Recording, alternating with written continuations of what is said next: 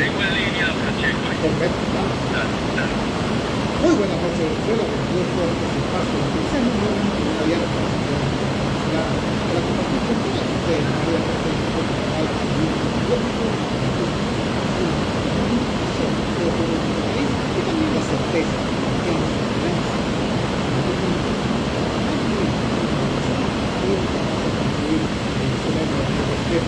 Venezuela también está encima. Venezuela también está con libertad. La persona no en ellos hacer de la carne. Ubicado en la planta baja del Estado. Esta nueva estación es el Mercado Madrid, ubicado en la calle Caballero Mar, Casa de los Municipios. Comenzamos con un tema que debiera ser el tema del orden en el país. Todos sabemos que está por diversas situaciones, entre ellas la importante la censura y la censura. Ahí estamos enterados de qué fue lo que dijo Trump al salir del tribunal, qué fue lo que, a dónde fue Trump después del tribunal, a qué restaurante se dirigió Trump después del tribunal, pero no tengo la menor idea de lo que está pasando, por ejemplo, en por ejemplo, acá en Ciudad Guayana, en el sur de Venezuela. Y resulta que estamos viendo cosas ciertamente importantes, estamos viendo cosas ciertamente relevantes. Ustedes recordarán seguramente que en enero hubo una protesta importante de trabajadores del gobierno que fue desmantelada de manera curiosa. Fue desmantelada con una treta. Hicieron presos a los trabajadores y luego ofrecieron soltar a los trabajadores como que si fuera una gran victoria para desmantelar, para desactivar la protesta. Pero pareciera que hoy está ocurriendo algo similar. Hay una protesta en curso en Sidón. Esa protesta ha sido fuertemente reprimida y lamentablemente hay 3 trabajadores hoy con una protesta en Caracas y en Ciudad Guayana, simultánea con la protesta de familiares, activistas sindicales y defensores de derechos humanos demandando la libertad de los sindicalistas detenidos en Guayana. Tenemos en línea a Francesca Díaz. Francesca Díaz es periodista allá en Guayana y es importante también su testimonio porque la gente de Espacio Público, esta ONG especializada en la defensa de la libertad de expresión, publicó una alerta donde informaron como 6 periodistas habían sido también intimidados o amenazados por la Guardia Nacional Bolivariana por cubrir la protesta en Sidón. Y allí la importancia del testimonio de Francesca, que realizó para el Correo del Parlamento una nota informativa muy completa sobre todo este asunto. Francesca, gracias por atender nuestra llamada desde el Gigante Rumbo en Caracas. Por favor, comparte con la audiencia del centro del país qué es lo que ha estado pasando, ¿no es cierto? Esto detona con la detención de los 13 activistas sindicales, pero tiene un mar de fondo. Cuéntanos.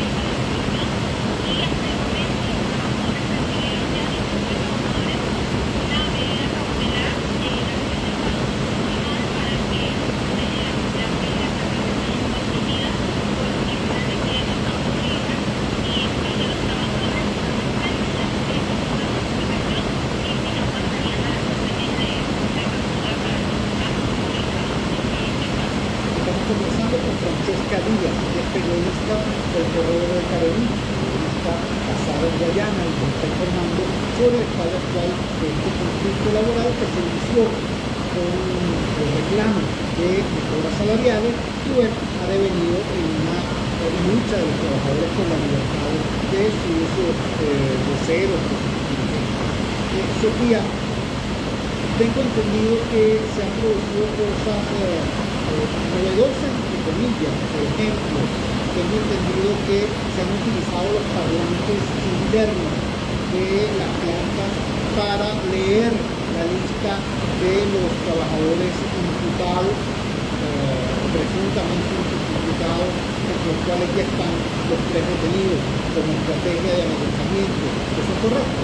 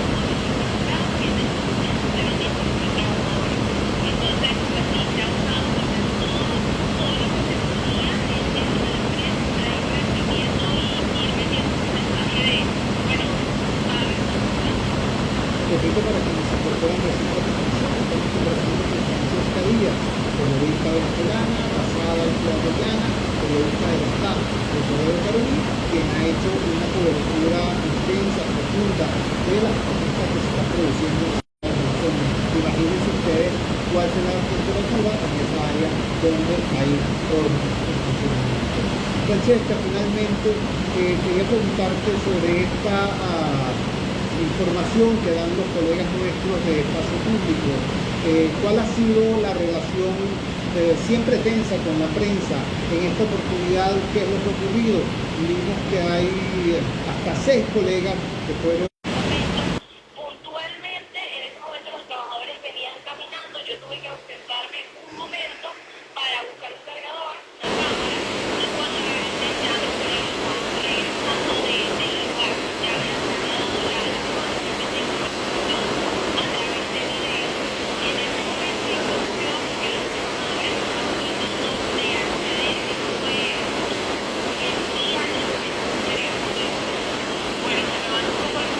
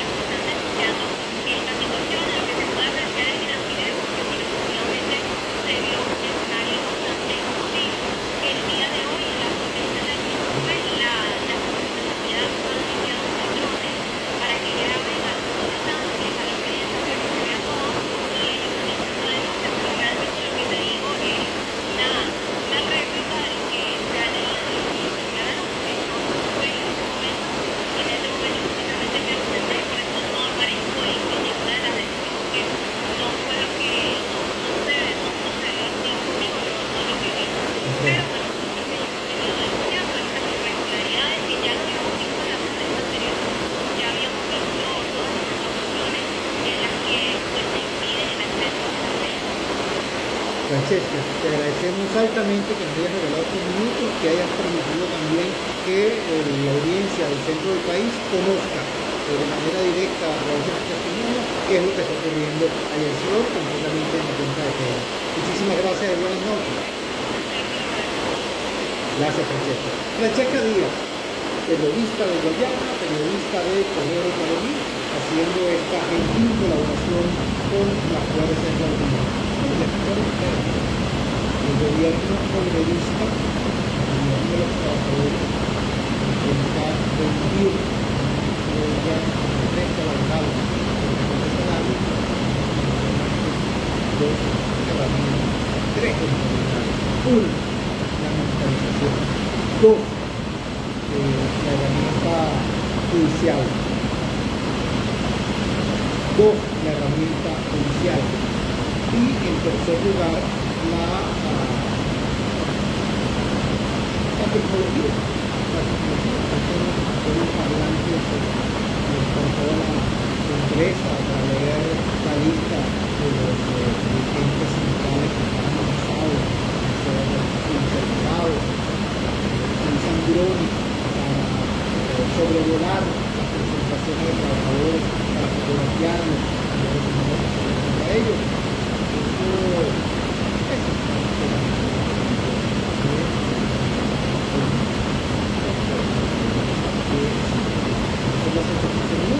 Vamos a la pausa comercial y ya regresamos con muchísimo más que la fuerza.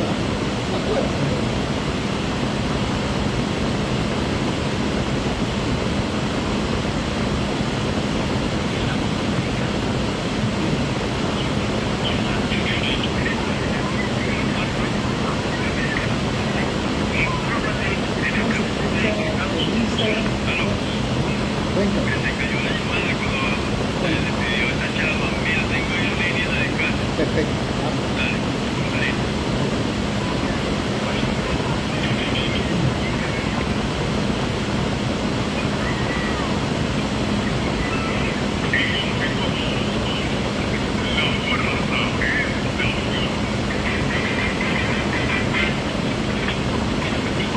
Regresamos a la Fuerza de la Unión. Y los componentes que son la Venezuela, con la sección de Caracas, aún con una cultura política, una conducida, con un comando pero es un tema de la todo el campo del país, severos problemas, severas carencias, y esto afecta solamente la normalidad. Código Río, interno agroalimentario, advertía que por la escasez de combustible podemos quedar sin producir los pocos alimentos que estamos produciendo. Eso significa esto es lo que está ocurriendo hoy en temas de combustible. Pero bueno, aquí siempre decimos, vamos a analizar simplemente hoy, sin hacer la evaluación de todo el mundo, del conjunto de las cosas, de la comunidad de las cosas. ¿Cómo utilizar hoy, cómo percibir hoy la escasez de gasolina que nos programamos de aquellas 45 días, el gran escandalazo era la corrupción masiva de la destrucción del ministro del área y del presidente de PDVSA y el desmantelamiento de los principales equipos que allí laboraban bajo la situación que le hizo el mismo gobierno de ser entonces, así puede entre una cosa y la otra, y eso nadie hablaba hasta hoy. Hoy el candidato Antonio Campos dio una rueda de prensa, no solamente para hacer un señalamiento, sino para anunciar una acción alianza de los actores políticos que tienen representación en la Asamblea Nacional, van a enfrentar la interpelación ante el Parlamento del presidente Pedro Pérez. Tenemos en línea precisamente Antonio Campos. Antonio, gracias por atender nuestra llamada del lugar. Por favor, comparte con la audiencia los términos de la declaración importantísima que hizo hoy. Te escuchamos.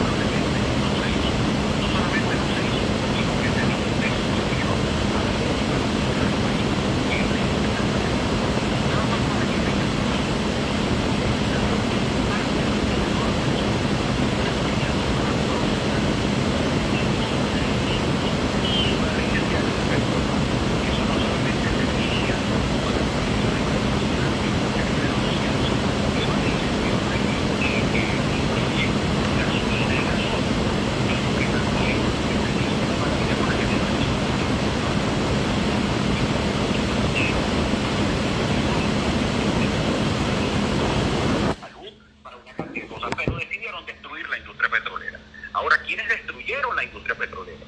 Entonces, aquí el primer elemento que hay es la corrupción.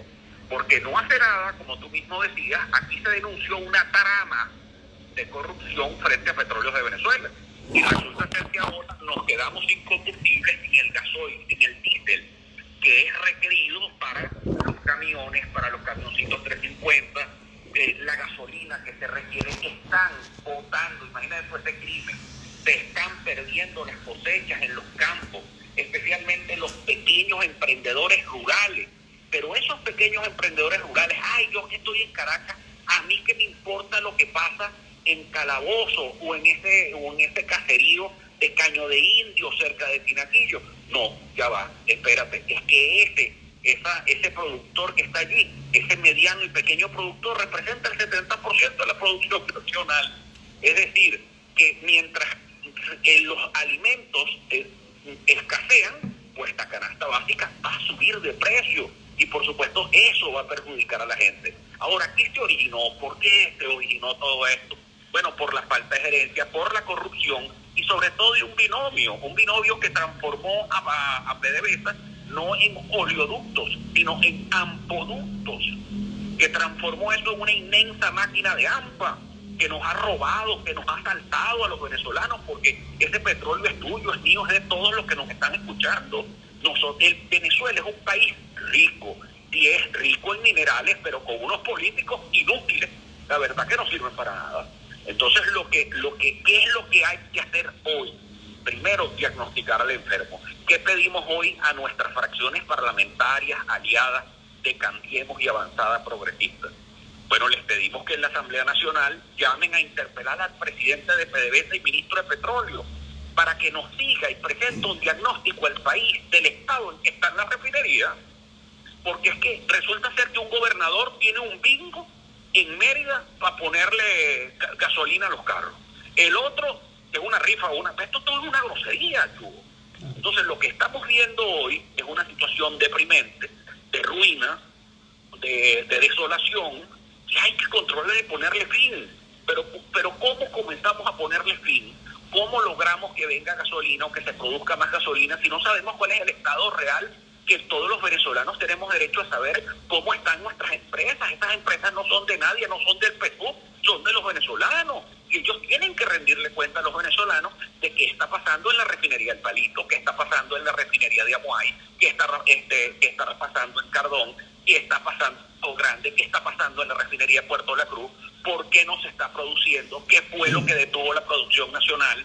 Es decir, porque además estamos importando el 40% de la gasolina que estamos consumiendo. Entonces, ¿qué pasó con el resto del parque automotor? Y tú dices, bueno, es que es las sanciones. Y es verdad, las sanciones han afectado muchísimo a la industria petrolera. Pero ¿por qué Irán, que es un país sancionado, no tiene los problemas de gasolina que tenemos nosotros? Esta pregunta. Entonces, ese tipo de cosas tienen que ser respondidas por el señor ministro de Energía y Petróleo, por el presidente de Petróleos de Venezuela. Y esto tiene que ponerse cartas en el asunto, porque si no va a seguir pasando lo mismo. Entonces la siguiente trama será con la nueva directiva de PDVSA, y después la siguiente trama vendrá con otra, porque el problema no es de nombres, El problema es de protocolos, el problema es de gerencia y de transparencia. Y los venezolanos requerimos una explicación de lo que nos está pasando en el primer negocio que tenemos los venezolanos, que se llama el petróleo. Estamos conversando con Antonio Ecarri, candidato presidencial de la Alianza del Lápiz, quien ha planteado hoy públicamente esto que es una verdad del tamaño de una catedral. El tema de la ineficiencia, de la falta de gerencia y de la corrupción en la industria petrolera no se llama Rafael Ramírez, no se llama Tarek El Alzaimi y seguramente no se llamará con ninguno de los apelativos de los funcionarios del presente o del futuro. Es un asunto de cómo se está haciendo gestión, cómo se dirige, cuáles son los protocolos de actuación, o mejor dicho, cómo se han difuminado los protocolos de actuación de una empresa como esa. Ahora bien, Antonio, ¿cómo piensan ustedes animar, lograr que se produzca ese debate, esa interpelación en primer lugar y ese debate en la Asamblea Nacional? Porque hasta ahora el gobierno ha manejado el tema petrolero como una caja negra, como un motivo de profundo misterio. De hecho, no se trata simplemente de palabras. Trabajadores del Palito han sido detenidos por simplemente protestar públicamente y denunciar públicamente el estado de la refinería. Fotógrafos venezolanos han sido hechos presos durante más de un año por haber tomado una fotografía en las inmediaciones de una refinería. Es decir, hay una decisión de criptosecreto en relación al tema de nuestra infraestructura petrolera. Tú estás pidiendo que se abra al debate público eso. ¿Cómo lograrlo? Bueno, lo primero es lo primero.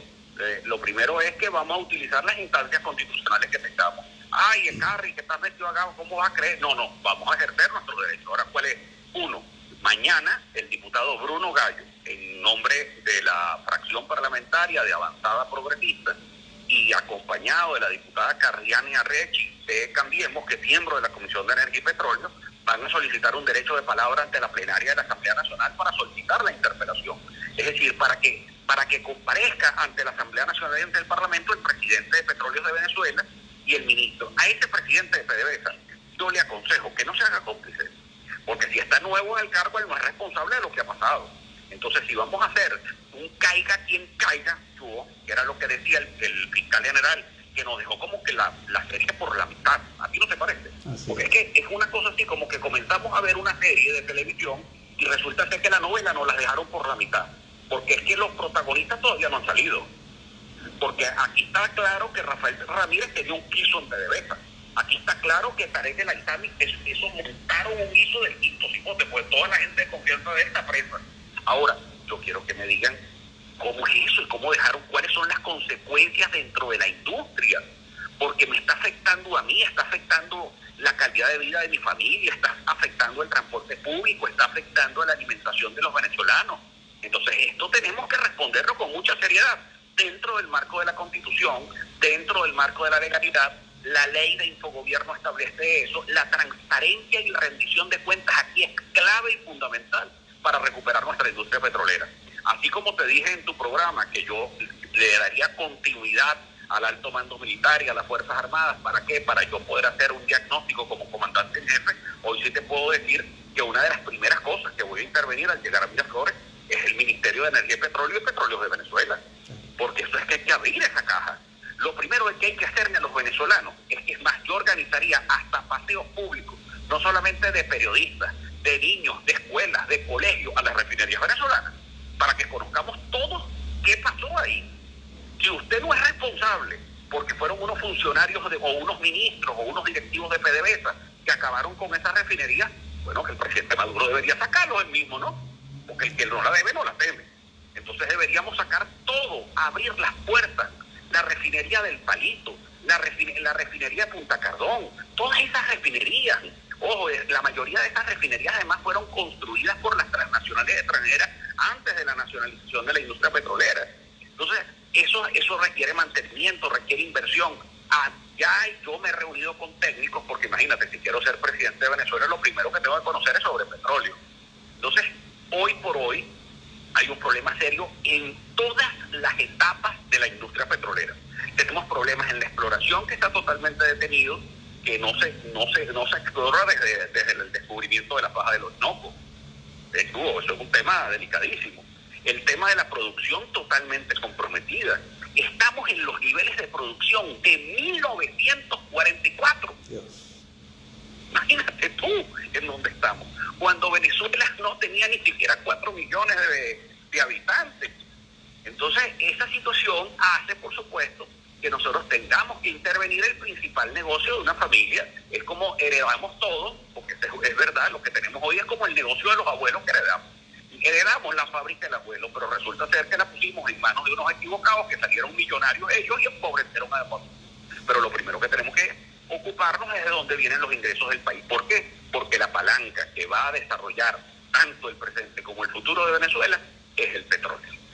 Antonio, queremos agradecerte enormemente que nos hayas regalado estos minutos y que hayas compartido con la audiencia del Gigante Rumbo los contenidos fundamentales de esta rueda de prensa que diste hoy. Vamos a hacerle seguimiento, vamos a ver qué desarrollo tendrá esta iniciativa parlamentaria, que ojalá esté acompañada también de iniciativas de calle al respecto. Un gran abrazo, hermano, buenas noches. Seguro que sí, un abrazo para todos. Antonio Ecarri, candidato presidencial de la Alianza del Lápiz, explicándonos una cosa que es suya de bulto, pues. La crisis actual de la gasolina tiene que ver con las sanciones, tiene que ver con que el cielo es azul, tiene que ver con que los rayos caen. Sí, todo eso es verdad, pero tiene que ver también fundamentalmente con la crisis de mala gerencia y de corruptela extendida que el mismo gobierno ha reconocido ya en 2 periodos muy grandes y muy costosos. El periodo de Rafael Ramírez y el periodo en que el equipo de Tarek El Al-Saimi, hizo necesaria la famosa operación anticorrupción, ¿no? Nada más y nada menos, para hablar únicamente de lo que el gobierno ha admitido, ¿no? No hablemos de todo lo que se ha denunciado y el gobierno ha mirado hacia otro lado. En todo caso, es absolutamente válido en un país normal, en un país donde la Asamblea Nacional fuera el espacio para los grandes debates nacionales. Esto tendría que estarse debatiendo en la Asamblea Nacional, un país donde el Parlamento sirviera para construir soluciones a estos dramas y no simplemente para aprobar un acuerdo por los 3 años de la prisión de el señor Saab, ¿no? ¿Qué te puedo decir? Cuando son las 8:31 minutos, vamos a la siguiente pausa comercial, vamos a identificar la valiente señal del Gigante Rumbos y ya regresamos con muchísimo más de La Fuerza. La fuerza es la unión. Ya regresamos con La Fuerza es la unión.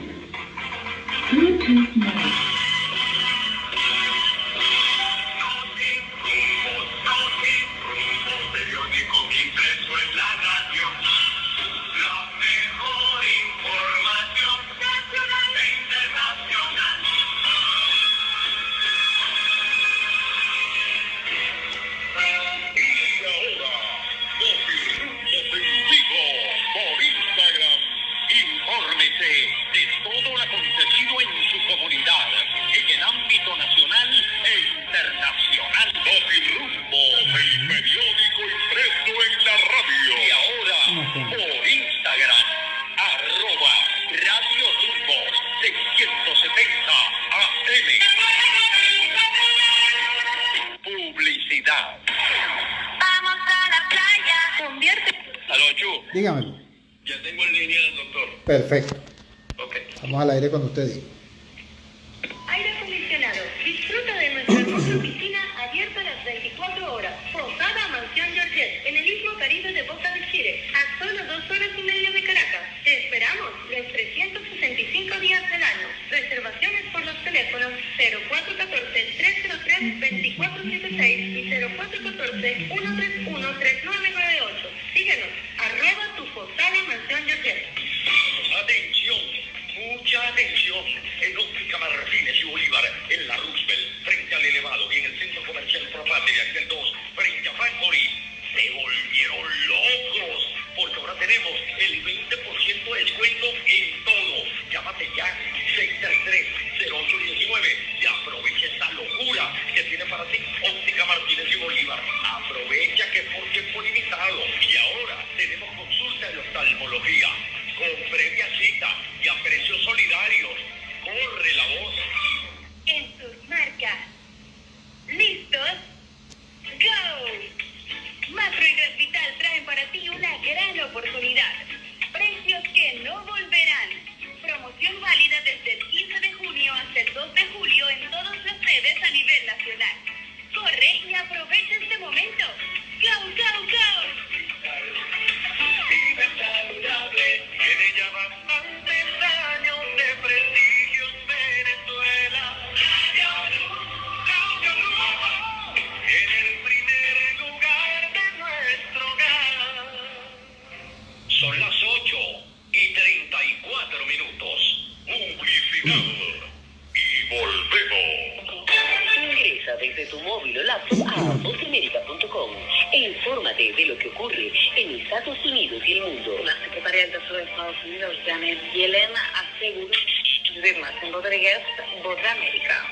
En redes sociales informamos a cada instante. Desde la Casa Blanca reporta Jorge Agobián, de la Voz de América. Búscanos como Voz de América, una fuente confiable de noticias. El comunicador popular, Chuo Torrealba, en La Fuerza es la Unión. Regresamos a La Fuerza es la Unión y lo hacemos con un tema que es demasiado importante. Ocurrieron en prácticamente las mismas horas, en los mismos días, dos eventos que están estrechamente relacionados.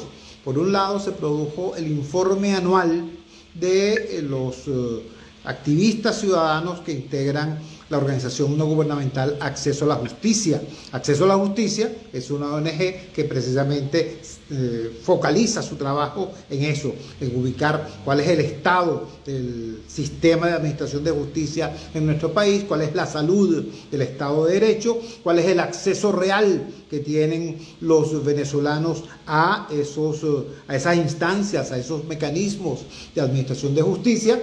Y bueno, ellos realizan un monitoreo estrecho, cercano de toda esta dinámica. Presentaron, repito, su informe anual. También se produjo en días recientes la visita del fiscal Karim Khan, el fiscal de la Corte Penal Internacional. Es demasiado importante que logremos articular una cosa con la otra, porque la presencia del fiscal Karim Khan, el interés de la Corte Penal Internacional en el caso venezolano tiene que ver con un principio llamado de complementariedad. Es decir, esos organismos internacionales asumen la investigación de determinadas causas si y solo si, ¿no?, la instancia nacional demuestra que no puede, no sabe o no quiere investigar esas situaciones o esos delitos de lesa humanidad de los que se trata en muchas ocasiones. Por eso entonces quisiéramos hablar con el doctor Ali Daniels, vocero, codirector y fundador de Acceso a la Justicia, sobre cuáles fueron los principales hallazgos, en primer lugar, de ese informe anual de Acceso a la Justicia. Y gracias a Dios lo tenemos en línea. Ali, gracias por atender nuestra llamada desde el Gigante Rumbo. Muy buenas noches. Cuéntanos, ¿cuáles fueron los principales descubrimientos? Buenas noches, Chugo. Salud. Mira, básicamente lo tocamos dos temas fundamentales. En primer lugar, como lamentablemente en el caso de Venezuela no ha habido ningún cambio, ninguna mejoría, sobre todo en lo que tiene que ver con la administración de justicia.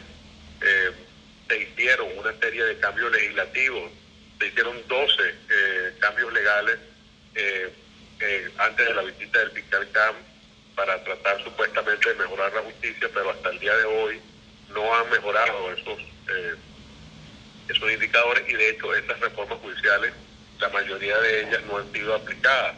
Un caso para que nuestros oyentes nos entiendan más fácilmente, tenemos el caso de la reforma del COP, donde se redujeron los lapsos de las prisiones preventivas, y al día de hoy se conocen de muchísimos casos donde las personas han estado detenidas mucho más allá del tiempo que el COP permite, y sin embargo siguen detenidas.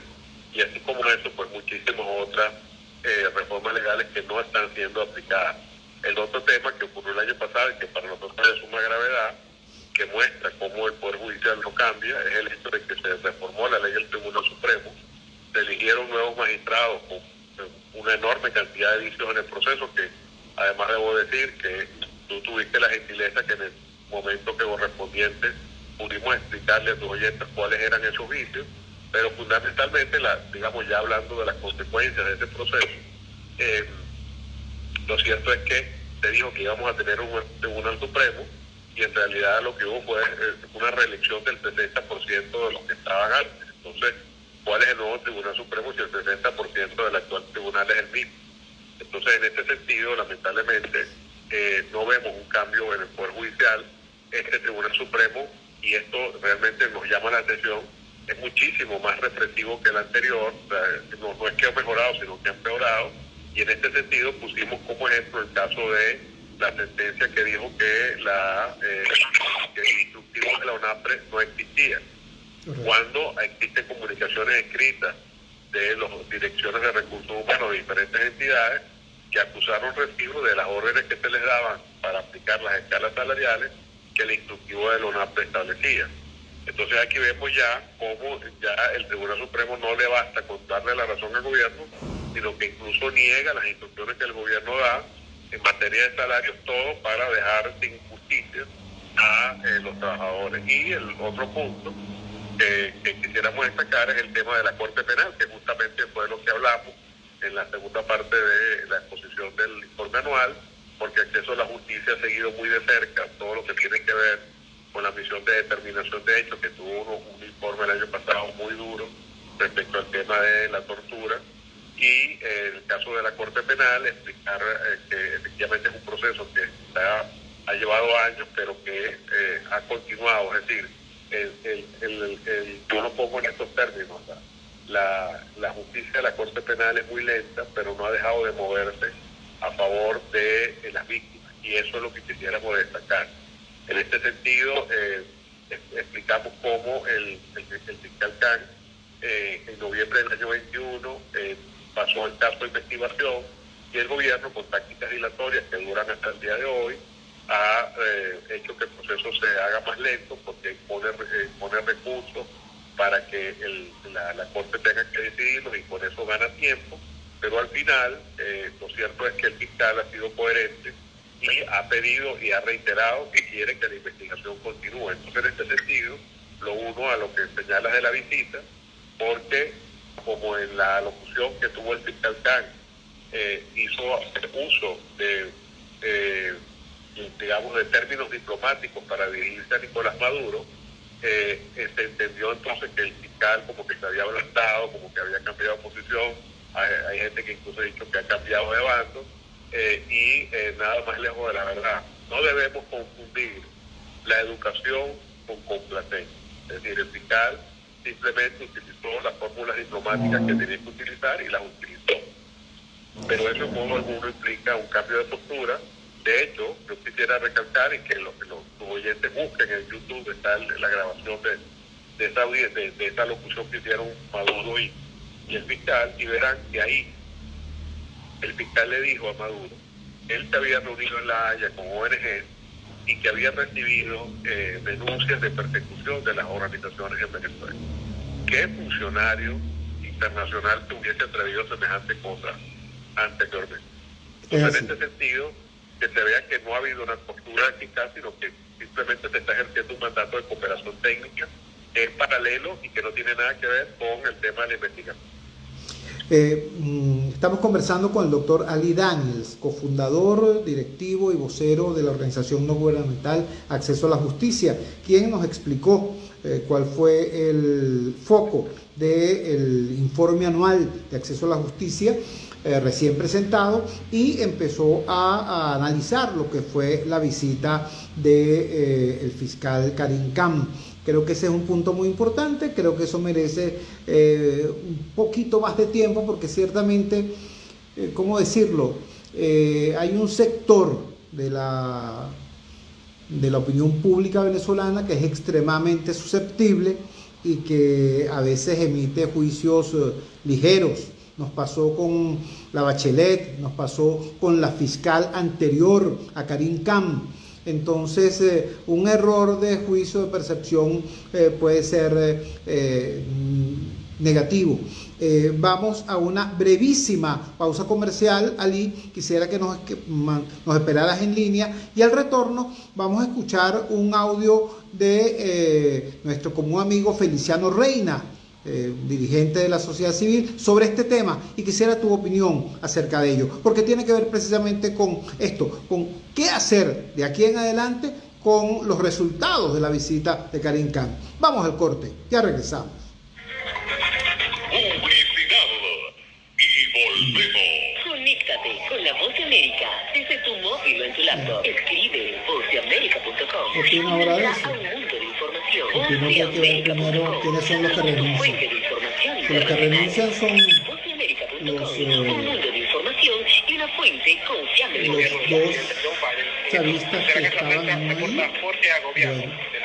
si la renuncia es más amplia, habría que ver cuáles son los términos de la negociación que se dio. Voceamerica.com. Y continuamos con La Fuerza es la Unión.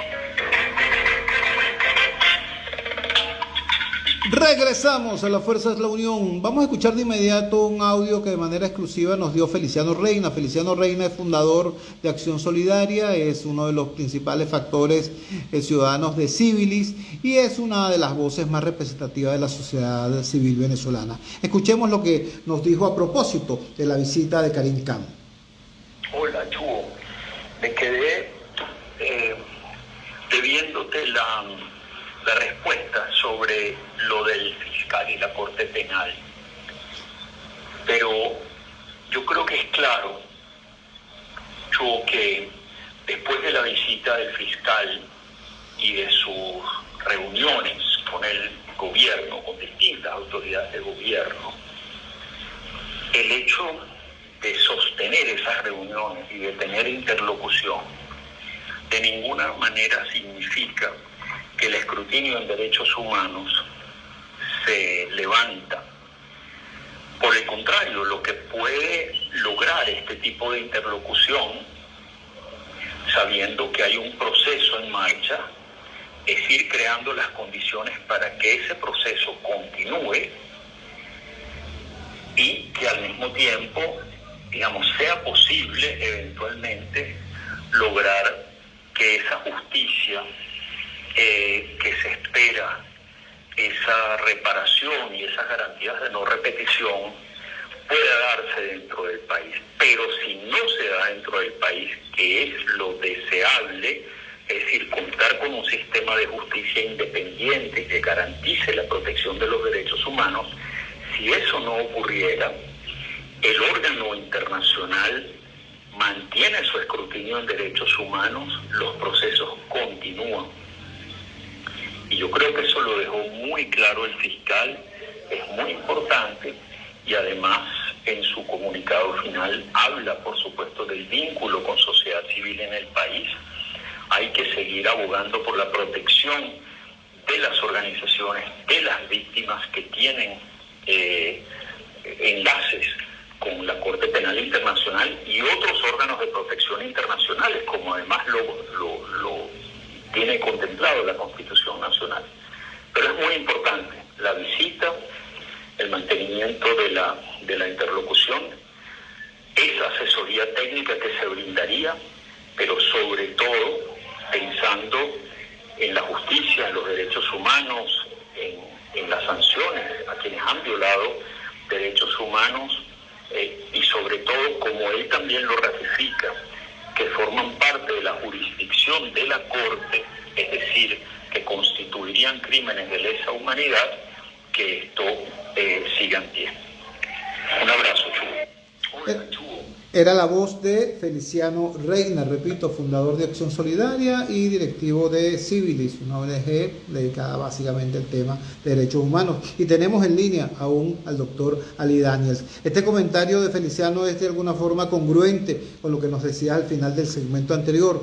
Cuéntanos, para mí, en lo particular, a mí me parece que después de todas las barbaridades que aquí se dijeron sobre la Corte Penal Internacional, que diversos voceros oficialistas dijeron sobre el propio fiscal Khan, bueno, 24 horas antes de la llegada del fiscal Khan al país, el señor Diosdado Cabello dijo que él era un fiscal pagado por el gobierno norteamericano. A pesar de todo ello, el fiscal viene, tiene una reunión con quien tiene que tenerla, plantea lo que tiene que plantear, que era básicamente lo referido a la activación de la oficina de la Fiscalía ya prevista en el anterior documento acordado, la oficina en Venezuela, bueno, y lo hace con ese aplomo que tú nos referías.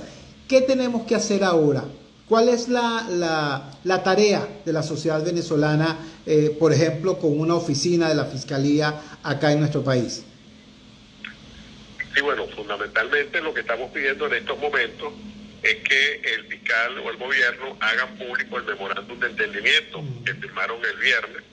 De hecho, va a salir mañana un comunicado de organizaciones. Esto es una primicia que te estoy dando, no ningún otro medio lo habíamos comentado. Mañana va a salir un comunicado de algunas organizaciones que estamos trabajando el tema de la CPI, pidiendo que se haga público el comunicado, porque creemos que así como ha habido tanta transparencia por parte de la Fiscalía, es bueno que se mantenga ese principio de transparencia. El primer memorándum se hizo público y es bueno saberlo, porque además no tiene ningún misterio que se le dé capacitación técnica o algún tipo de asesoría en materia legislativa al gobierno, y no tiene nada de malo que se sepa cuáles son los temas que se van a abordar en esta asesoría. Por ejemplo, nosotros nos gustaría que el fiscal asesorara al gobierno, porque hay un delito que en el estatuto está y que no está en el derecho venezolano, en el Código Penal. ¿Cuál es ese delito? Bueno, resulta que en el estatuto está el delito de persecución. Qué casualidad que ese delito no está en el Código Penal venezolano, cuando por supuesto todos pensamos que esa es la base última o la razón última de la mayoría de los, si no de todos, los crímenes de lesa humanidad que se han cometido. Entonces, por eso es importante saber cuál es el contenido del memorándum de entendimiento, porque eso permitiría que la sociedad civil además colaborase en esa agenda. Es decir, si hay propuestas para que el Código Penal sea reformado para adecuarlo al Estatuto de Roma, nosotros podemos ahí con muchísimo gusto ayudar para que eso se haga de acuerdo a los parámetros del Estatuto. Y por otro lado, decirle a las víctimas, porque al final son las víctimas las que más nos preocupan, que no le hagan caso a los rumores que se están dando, a esta suerte de